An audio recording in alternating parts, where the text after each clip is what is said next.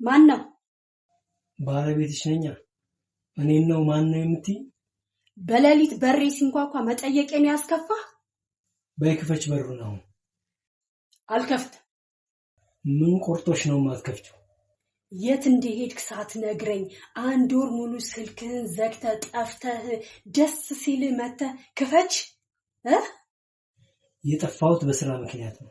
ስልኬንም ተሰርቄ ነው።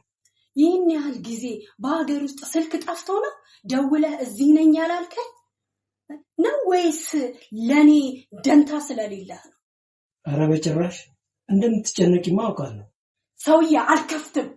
አንተን አጥቼ የተሰቃየሁትን ስቃይ እኔና ፈጣሪ ነን የምናውቀው። ባሌ አንድ ነገር ካልሆነ በስተቀር ወጥቷ አይቀርም ብዬ ያረገጥኩት ቦታ የለም። በቤ በሩን ክፈችና አሁን እናውራ። አልከፍትም።